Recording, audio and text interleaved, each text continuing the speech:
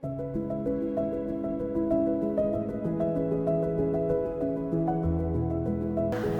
күн балалар. Көңіл күйлерің қалай? Жақсы көңіл күй, табысты сабақтың кепілі, жарайсыздар. Бүгін бізде қазір бала қазақ тілі сабағы, оқулықтарын, дәптерлерін ашып дайындадыңыз ба? Жақсы, тамаша, жарайсыздар. Ендеше бүгін бізде қазақ тілінен балалар негізгі және туынды зат есептейді. Бүгінгі біздің оқу мақсатымыз мәтін тақырыбына берген суреттер мен диаграммалар, болжау суреттері арқылы мәтіннің тақырыбын болжау, мазмұнын болжау және негізгі туынды зат есімді ажырату. Жақсы. Ал ендеше үйге қай тапсырма берді? Кім айтады? Айта ғой еркет.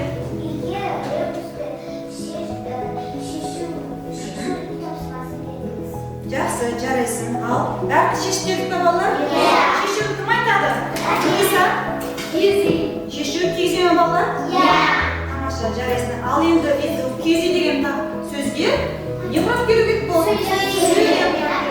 Жақсы, Айселе оқуға сөйлеңдер. Кизе орталық және Орта Азия халықтарының негізгі басқармасы. Үнжу.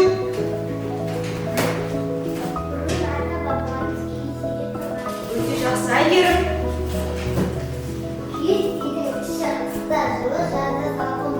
Тамаша, жақсы. Аяру.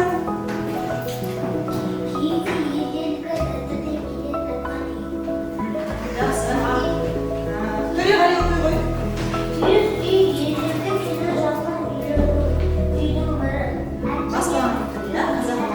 Жақсы. Сабина.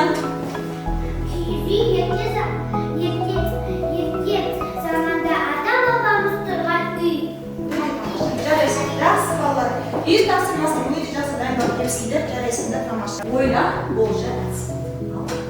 Ойланып көрейікші, тақтадағы нені суреті?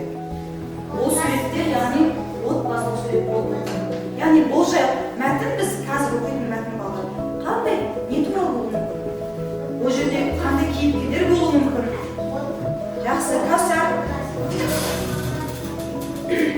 Жақсы, тағы да. Альбина. Отбасы тақырыбында әңгіме болуы мүмкін, мәтін болуы мүмкін. Жақсы. Фатима.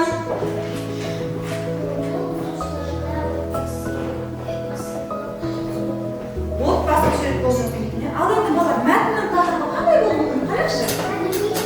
Камила.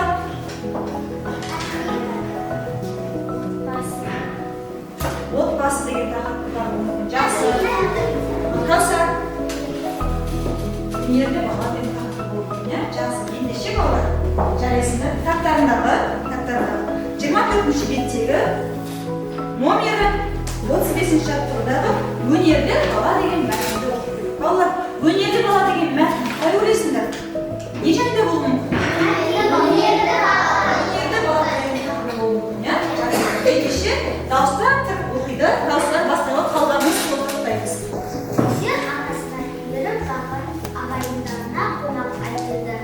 Бұл үйде Бекжан деген бала мен оның қарындасы Гүлжан бар екен. Үш бала үлкендерге араласпай бөлек бөлмеде ойнайды. Бекжан мен Гүлжан барлық ойыншықтарын жайып салды.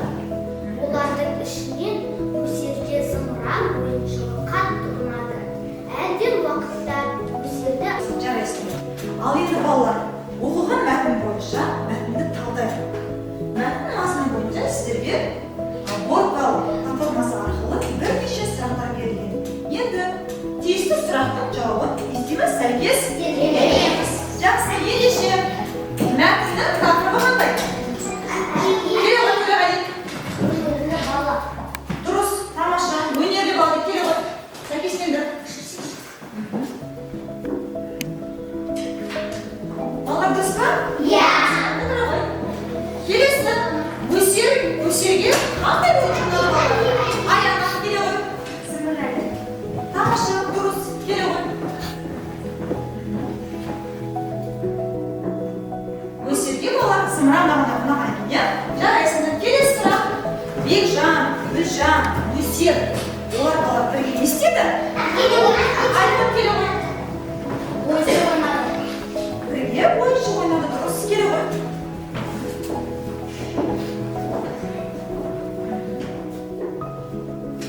Тамаша, жарайсың. Енді ойыншықты балалар кім сындырды? Асылбек келе ғой. Дұрыс. Ойыншықты Бекжан сындырып қойды болды. Жақсы. Тамаша. Келесі сұрақ. Өсен балалар анасымен қайда келді? Ағасы келе ғой. Дұрыс. Жақын ағайындарға келді. Дұрыс жауапты сәйкестендіре ғой. Тамаша. Өсен балалар қандай бала? Әзеле. Дұрыс, өнерлі бала екен.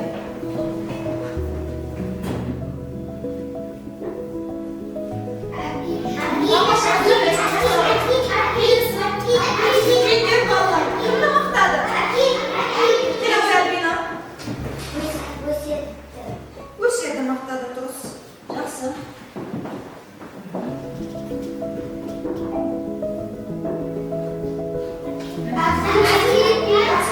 Фатима, келе ғой. Гүлжан, не еткен шығар? Сынған моншашын жар. Бұлар дұрыс па? Тамаша балалар, жарайсыңдар. Ендеше сендер дұрыс жауаптарыңды тексеріп көрейік.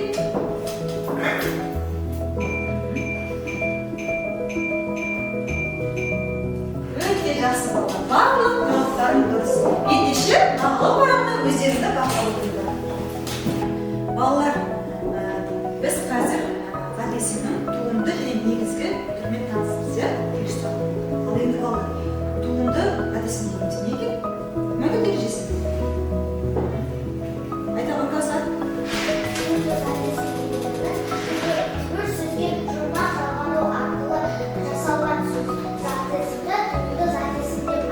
Жақсы, жарайсың. Ал негізгі әдісін дегеніміз не? Аяғы бар да ғой.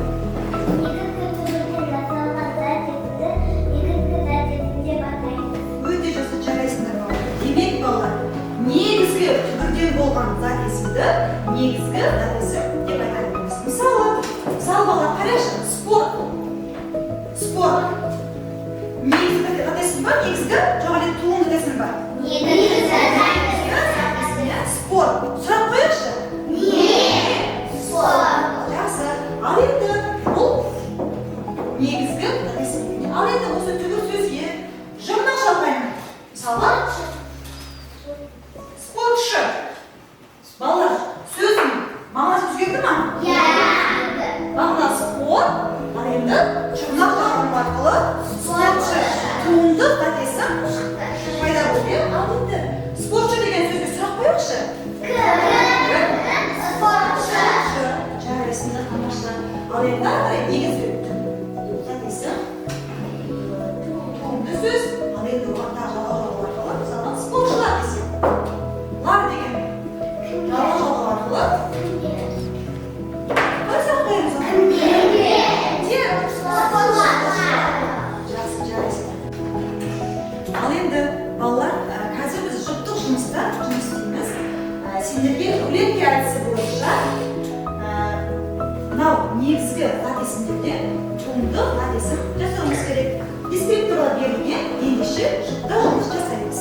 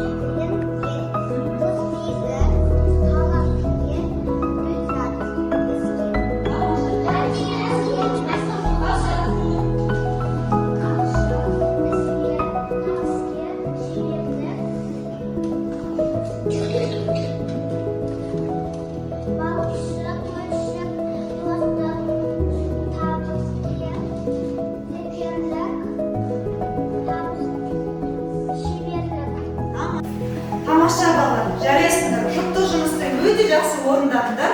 Ендеше балалар, қазір сендер негізгі қатесінен бірнеше туынды қатесін жасадыңдар. Енді өздерің қалаған бір туынды сөзді қатесінді алып, не істейміз? Дәптерге бір сөйлем құрап жазамыз. Ал кеттік. Балалар жақсы шаршаған боларсыздар. Ендеше қазір біз серікті заттарды жасап жіберейік. Бізде балалар қазір өнер бөлімізде өзіміз өнерімізді көрсетіп жіберейік. Жақсы, ендеше бәрін отырамыз. Қолдарды таяқшаларды алып, барлығымыз бірге серікті заттарды жасайық.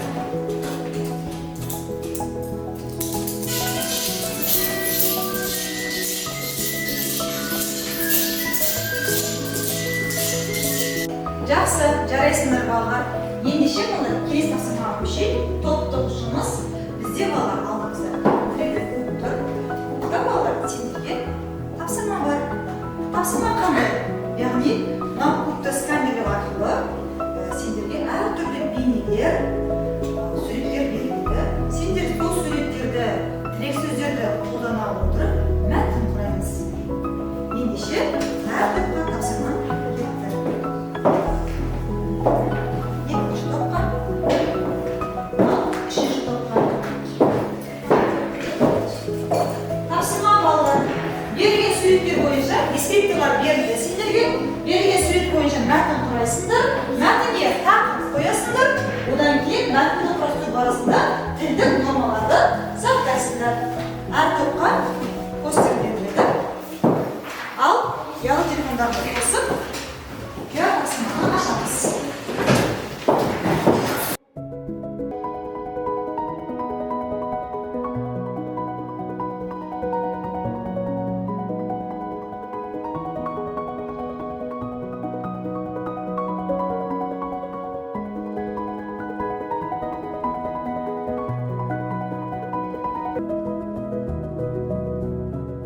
Жақсы балалар, уақыт аяқталды. Ендеше топтық жұмыстарына оралып шығыңдар. Топ мүшелері кім шығады әрқашан? Келіп красавец, Анеля, Айырым кел. Ерке келе ғой. Аяғы дұмсы келе ғой. Бірінші топ қайсы? Бірінші топ.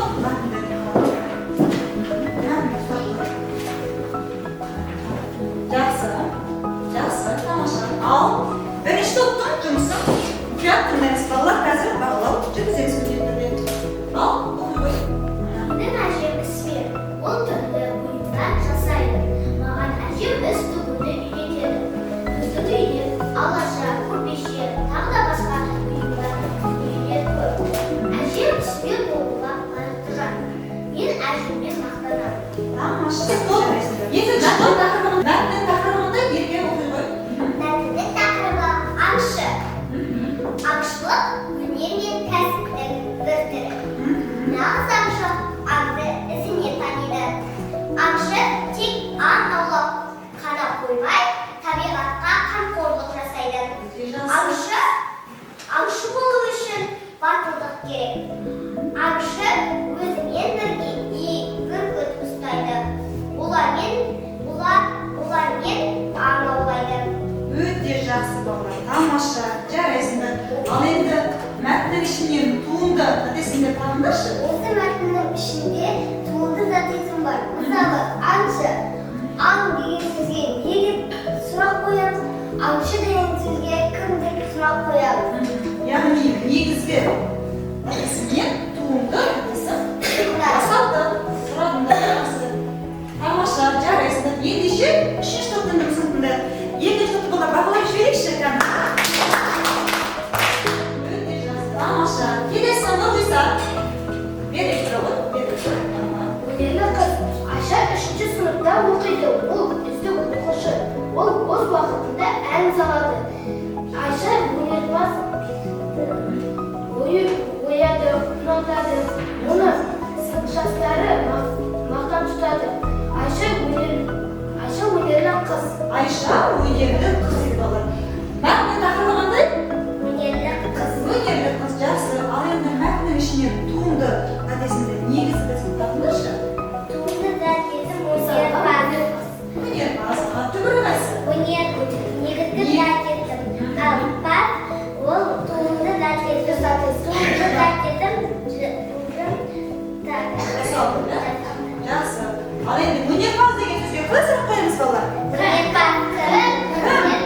Өнерпаз. Туынды. Жақсы, тамаша, жарайсыңдар. Үшінші топты бақылап жүрейік балалар. Жақсы, жарайсыңдар. Отыра қойыңдар балалар. Тамаша, жұмыстарына келе қайтайық. Ал енді балалар, сабағымыздың қорытынды бөлімінде негізгі және туынды әдісіне байланысты поход платформасы арқылы сендерге тест алынады. Барлықтар ұялы телефондарды ашып, ат жөндерін жазып отырамыз. Қазір сіздердің орындағы тапсырмалар мына жерде рейтингке барлығы шағын болады. Дайынсыздар балалар? Иә.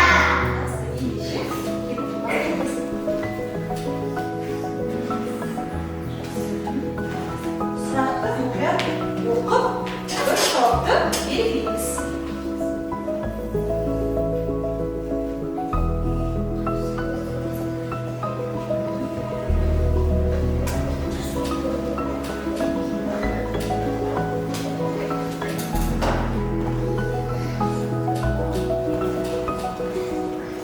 Деген сондықтан?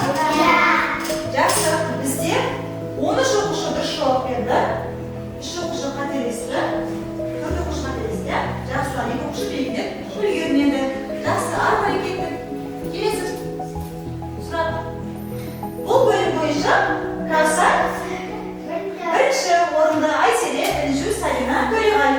Бұлар өте шапшаң орындаған оқушылар. Ары қарай келесі тапсырма. Келесі сұрақ мұқият тыңдаймыз. Негізгі қатесімді белгіле. Белгілеген оқушы үндемей отырмыз.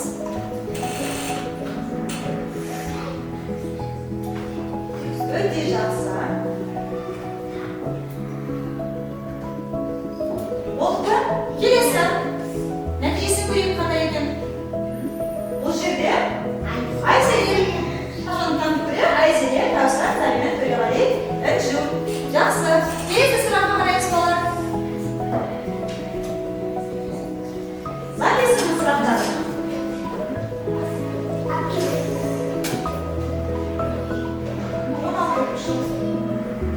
Тамаша. 15 оқушы дұрыс жауап берді. 2 оқушы ise сәл қателесті. Жақсы. Нәтижені көрейік. Кім шапшаңды танытты бұл жолы? Сабина.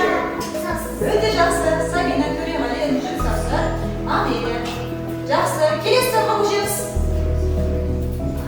Сөйлемнен қатесін тап. Салы ертең кешке келеді.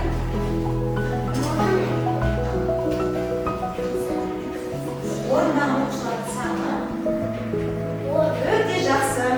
16 оқушы дұрыс жауап берді. Жақсы, жарайсыңдар. Нәтижені көрейік. Кім шапшаң қимылдапты көрейік. Бұл жолы Төреғали бастап береді. Нәтиже жақсы, жақсы. Келесі. Соңғы сұрақ.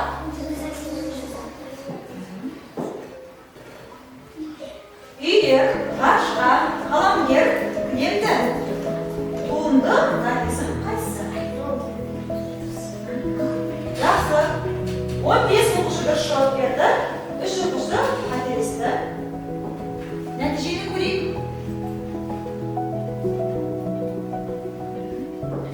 Бірінші орында. Үшінші орында Інжу. Екінші орында Сабина. Бірінші орында бізде Төреғали көрейік. Төреғали шықты. Тамаша балалар. Өте жақсы. Жарайсыңдар. Бағдаршам әдісі арқылы өзімізді бағалайық. Ендеше келе қойыңдар.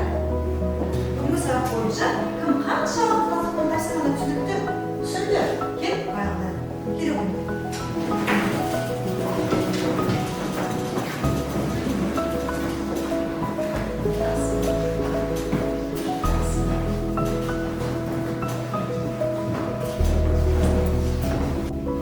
Жақсы балалар, жарайсыңдар. Кері байланыстарына қарап тұрмын. Барлықтар бағдаршамның жасыл түсін белгілегенсіздер. Бұл демек барлықтарына бүгінгі тақырып түсінікті болды, иә? Тамаша, жарайсыңдар. Балалар, осымен бүгінгі біздің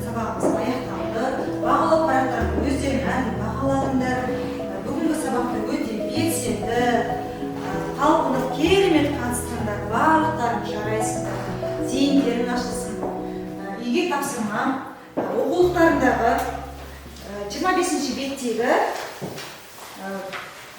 34-ші жаттығуды үйге аламыз. Жаңылтпаштың әдісін түсеп, жазып береміз және ішіндегі